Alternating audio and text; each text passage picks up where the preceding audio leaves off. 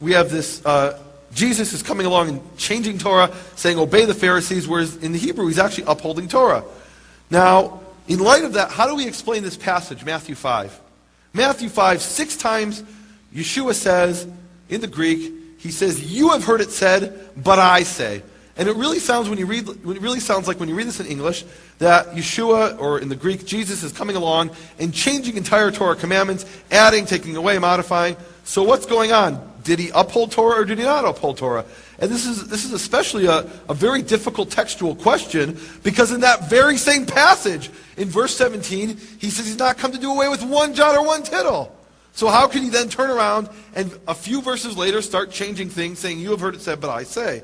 Well, let's look at one passage here, one passage that particularly caught my eye. This is Matthew 5, 33 to 37. It says there in the Greek, again you have heard that it was said to the people long ago, do not break your oath, but keep the oath you have made to the Lord. But I tell you, do not swear at all. And here, very explicitly, Jesus is saying in the Greek not to swear at all. It's an absolute prohibition, if you're a disciple of Jesus, to swear, to make any kind of oath. And in fact, you can go to any court in the United States where there's the practice of putting your hand on a Bible and saying, I swear to tell the truth, the whole truth, nothing but the truth, so help me God. And you could tell them, I'm a devout Christian, a disciple of Jesus of Nazareth, and because of that I can't swear, because Matthew 5:34 tells me I may not swear, and they won't think you're trying to pull a fast one, and they'll tell you, in fact, there's a standard formula for someone who's a devout Christian who's allowed to say, I affirm to tell the truth. And no one's going to think you're trying to pull a fast one or lie, because it's a standard thing that many devout Christians actually do. They won't swear because Jesus says do not swear at all. He goes on, either by heaven, for it is God's throne, or by the earth, for it is his footstool, or by Jerusalem, for it is the city of the great king. And do not swear by your head, for you cannot make even one hair white or black. Simply let your yes be yes, and your no, no. Anything beyond this comes from the evil one. Who's the evil one? Okay, we'll use that as a working definition. You're defining him as Satan. We won't get into that whole question, though. So Satan, if you say anything beyond yes or no, then you are from Satan, according to the NIV translation of Matthew 5. And what that means is if you say, I swear by Jerusalem, yes, I will do such and such, you are from the evil one. And if you say, I swear by heaven, I will not do that, you are from the evil one. Well, I had a real problem when I saw this, because I said, okay, that doesn't really sound something wrong with this. And the reason I had a problem with this for me really began in Exodus 3:15. And many years ago I was studying in Jerusalem under a Karaite sage named Mordechai Alfandari. And he was a very brilliant man. He would never try to convince you of anything. He would just present you the scriptural verses and you would see that he was always right. And one day he sat me down and he said, Nehemiah, read to me Exodus 3:15 out loud. And I said, okay, I'll read it to you out loud. Now, bear in mind, being raised as a Pharisee, there were certain things that had been so ingrained and so I'd been taught, and I just couldn't break free from them for many years, even after I became a Karaite, because, these things had been ingrained so deeply. And you tell me, after I've done reading this, what Pharisaical practice I'm expressing here. And back then I'd read this verse to Mordechai, following my Pharisaical indoctrination. And God said further to Moses, thus shall you say to the children of Israel, Adonai, Lord, the God of your fathers, the God of Abraham, the God of Isaac, and the God of Jacob has sent me to you. This is my name forever, and this is my memorial from generation to generation. So what did I say anything wrong there? I said Adonai instead of what it actually says there. In fact, it says there in the Hebrew, Yud He Vav He, which I pronounce as Yehovah, others pronounce as Yahweh or Yahweh. And I won't go now into the reasons for those differences. But it's very clear that the letters in Hebrew are Yud He Vav He, Yehovah, or Yahweh. And I had read it following the rabbinical ban on the name as Adonai, which is Lord. And in fact, in all of your English Bibles, or most of your English Bibles, you'll have capital L, capital O, capital R, capital D, which is following this rabbinical ban on the name. In fact, in the Hebrew text of Scripture, the name of the Creator, Yehovah, appears 6,828 times. Nearly 7,000 times. That's an average of approximately 7 times in each page of the Hebrew text of Scripture. And every single instance virtually that you read in your English Bibles, you'll see it's translated as Lord, capital L-O-R-D, in small caps, which is simply the translation of Adonai. And this comes from a rabbinical ban on the name. In the Mishnah, it explains that anybody who reads that name according to its letters and not as Adonai, has no portion in the world to come. So there's an absolute ban on pronouncing the name of the Creator that the Pharisees teach. In fact, most Pharisees today refer to the name of the Creator as the ineffable name of God. Ineffable means unpronounceable. You may not pronounce this name. I was taught with my mother's milk that the greatest sin that I could possibly do was to say the name of the Creator. That was utter blasphemy to say His name out loud.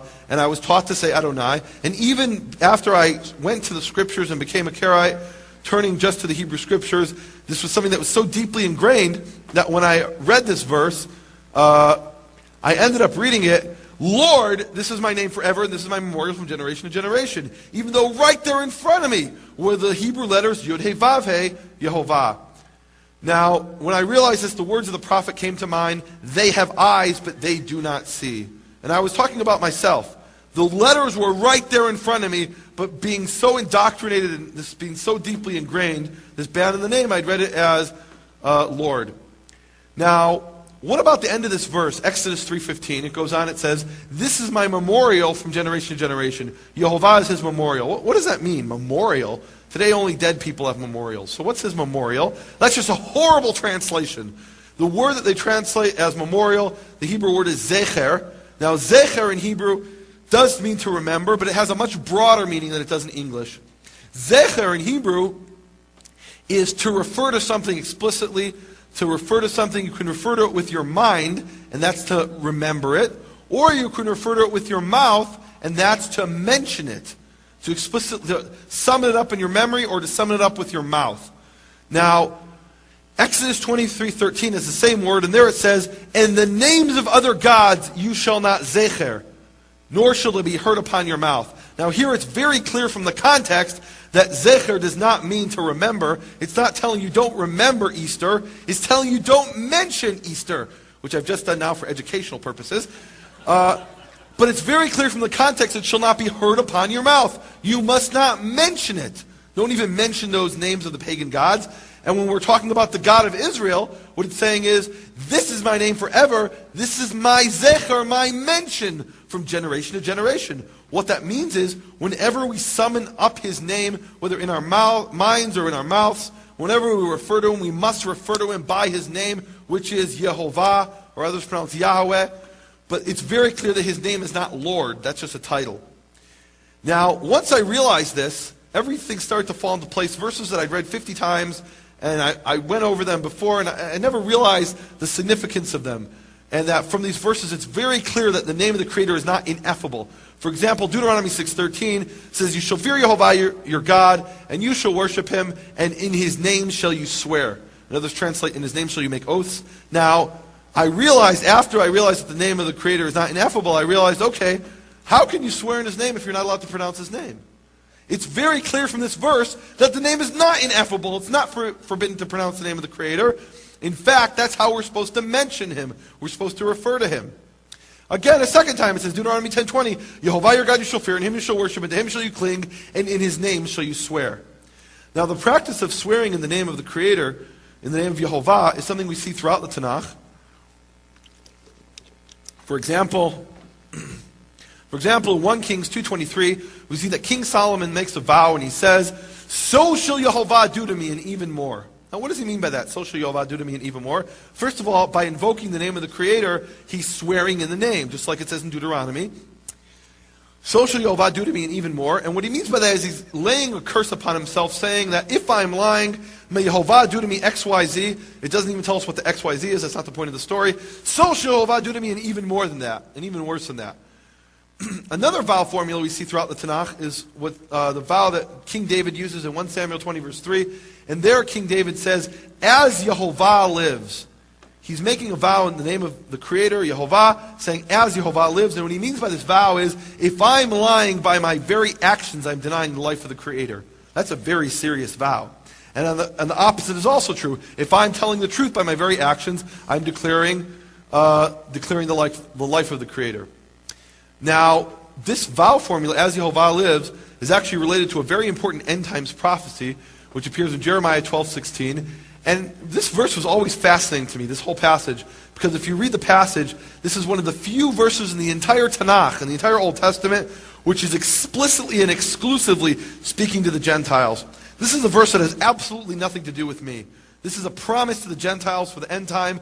And there it says, "And it shall be if they nevertheless learn the way of my people to swear in my name as Yehovah lives," if the Gentiles will learn to swear as Yehovah lives, "in the way they taught my people to swear by Baal," meaning the Gentiles used to swear as Baal lives, and they came and they taught that practice to Israel. "If those same nations will learn to swear as Yehovah lives, then they shall be built into my people." That's a very important end-time prophecy for the nations, that they'll be built into Israel if they'll learn to swear as Yehovah lives. Now, you should be getting a little bit nervous here right now, because Jesus has forbidden you to swear under any circumstances, and if you swear, you're from the evil one, according to the Greek Jesus. But let's see what it says in the Hebrew. In Hebrew, Matthew 5, we read, "You have further heard what was said by the ancients, 'You shall not swear falsely by my name.'" That's a direct quote, word for word, from Leviticus 19:12. "But you must pay your vow to Yehovah," which is a paraphrase of Deuteronomy 23:21. And then he goes on and he says, "But I say that you must not swear by anything falsely." Falsely is what he says in the Hebrew. So in the Hebrew, he's not prohibiting vows, he's prohibiting false vows. "Not by the earth, which is his footstool," meaning you must not say, "I swear by the earth," and be lying. You have to be telling the truth if you swear by the earth. "Nor by Jerusalem, which is his footstool, nor by your head, because you cannot make one hair white or black, but let your yes be yes, and your no, no. Anything added to this is evil." And we'll get back to anything added to this is evil in a minute. But in verse 37, he starts off saying, "Let your yes be yes, and your no, no." Now, he's not talking about making vows here. He's talking about making false vows. So when he says, "Let your yes be yes," what he means is, in this new context, is if you say, "I swear by Jerusalem, yes, I will do such and such," that better be a true yes. That better not be a false yes. And if you say, "No, I swear by the throne of God, I will do such and such," that better be a no. You better not be lying there. Now, why would he need to tell us that not to make false vows? Or why would he need to tell you not to make false vows? Isn't it obvious that you shouldn't make false vows? That's pretty obvious. But what happened apparently is in that period, some Pharisees came along and they said, okay, it says in Leviticus 19:12, "You shall not swear falsely by my name." So if I don't use the name, I'm allowed to swear falsely. That's what the Pharisees were teaching in this period, that you're allowed to swear falsely as long as you don't use the name, because it says "by my name." And anyway, they don't use the name, so they can swear falsely all day long. Now, what Yeshua is saying is, no, when it says in Scripture not to swear falsely by my name, it doesn't mean you can swear falsely by other things. Yes, as a keeper of Torah, you're supposed to be swearing by the name of the Creator. That's what we read in Deuteronomy. But if you're going to swear by other things, that doesn't mean you're allowed to lie. The principle behind this commandment is not to swear falsely. Even if you don't use the name, you're not supposed to swear falsely.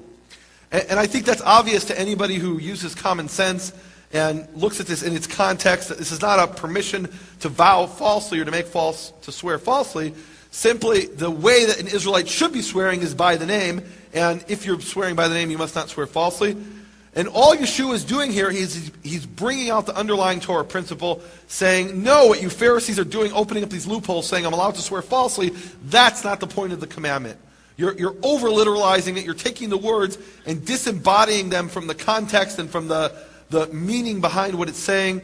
You're only taking the words and not the spirit of what it's really saying, which is the contextual meaning that anyone with common sense would understand. Now, there's no doubt that 2,000 years ago when Yeshua said this, he would have been accused by the Pharisees of adding to the Torah. Because they said, it does say, by my name. And if you tell me I can't swear falsely by Jerusalem, where does it say that in Scripture? Now, to anyone who uses their common sense, to the simple Israelite shepherd or farmer who comes and hears, you shall not swear falsely by my name, it's obvious that you can't swear falsely by other things as well. That's obvious. But to the Pharisees, that's not so obvious because to them Scripture is a divine code. And Yeshua wanted to make it very clear that he's not adding to Torah. He's just bringing out the underlying Torah principle. And that's why he ends his statement saying, anything added to this is evil. He wouldn't add anything to the Torah because that would be evil. And this is simply a paraphrase of Deuteronomy chapter 4, verse 2. Do not add anything to the Torah or take away. And Yeshua is simply reiterating this basic Torah principle. Now, what we have in the Greek, Matthew, like it or not, is an abolition of vows. Jesus is coming along and abolishing vows. You're forbidden to swear by anything. That's a fact. That's what he says there. In the Hebrew Matthew, on the other hand, we have an abolition of false vows. That's a very different message, isn't it? A very different statement. He's not abolishing vows, he's abolishing false vows. And really what we see is the Greek Jesus, as he's called in the Greek Jesus, is abolishing entire Torah commandments. Don't worry about adding to the Torah. Obey whatever the Pharisees tell you to do. And don't worry about making... Don't worry about vowing in the name of the Creator. Don't vow at all. That's what I'm telling you. Don't swear at all. Whereas we've now uncovered Hebrew Yeshua, the words of Yeshua as he's portrayed in the Hebrew, and there he's upholding Torah. He's saying their claim to authority as they sit in the seat of Moses, do as Moses says, do as he says. And they're telling you that you can jump through these loopholes and swear falsely. No, that's not the point of the commandment. The point of the commandment is not to swear falsely at all. Not to swear falsely. Now, you as believers need to make a real decision, you have to ask yourself a question. The Greek Jesus is changing the Torah, adding, taking away, abolishing, modifying. The Hebrew Yeshua is upholding the Torah. You need to make the decision and ask yourself the question, who are you going to believe? You can't just ignore the Greek and you can't just ignore the Hebrew. They're both there. You need to make the real conscious decision, who are you going to believe? Are you going to believe the Greek Jesus that's changing Torah, or the Hebrew Yeshua who's upholding Torah? And by the way, I don't want anyone to walk away from here tonight and says, Nehemiah claims that there were two people who walked the earth and taught 2,000 years ago, one named Jesus, the other named Yeshua. That's not what I'm saying. What I'm saying is the way his words are portrayed in the Greek is fundamentally different than how the words are portrayed in the Hebrew. And you need to decide which one of those statements you believe, what's portrayed in the Greek or what's portrayed in the Hebrew. Let me help you out with that decision there. Let's look at Hebrew Matthew chapter 23, verses 16 and on. And there Yeshua is speaking to the Pharisees throughout Matthew 23. And there he says to the Pharisees, woe to you, you blind chairs. You can look in your Greek and you'll see it says, woe to you, you blind guides. In the Hebrew, he says, you blind chairs. Remember in Matthew 23, verse 2, he said they sit in the seat of Moses. And now he's calling them the blind chairs. Yeah, you're sitting in that seat, but you're blind chairs. Woe to you, you blind chairs, who say that he who swears by the sanctuary is not obligated. Does that sound familiar? Swear by the sanctuary is not obligated. In other words, if you say, I swear by the temple in Jerusalem, you're allowed to lie because you haven't used the name. Who say that he who swears by the sanctuary is not obligated, but he who vows by anything is sanctified to the sanctuary building is obligated to pay. Meaning if you make a vow to bring something to the temple, then you have to pay it. Well, that's very convenient, isn't it? Madmen and blind men, which is greater, the sanctuary or the thing which is sanctified to the sanctuary? And you say he who vows by the altar is not obligated. But he who vows to bring a sacrifice must give it. Meaning if you say, I swear by the altar in Jerusalem, then you're allowed to lie because you haven't used the name. But if you swear to bring a sheep to the altar, then you have to give it because some of the priests were Pharisees and the Pharisees have got to eat. So it's a simple economic consideration. Which is greater, the sacrifice of the altar, the sanctuary of the sacrifice? And this next verse, verse 20, is really, I think, the decisive verse. There he says, he who swears by the altar swears by it and by all that is in it. So here he's actually upholding vows. Now what happened to if you make a vow by anything, you're from the evil one? That's not here at all. That's not reflected at all. He's saying if you make a vow, you must keep that vow. You must not swear falsely. Now, the reason this is so significant is because in the Greek, in the very same verse in Greek Matthew, he says, therefore he who swears by the altar swears by it and by everything on it.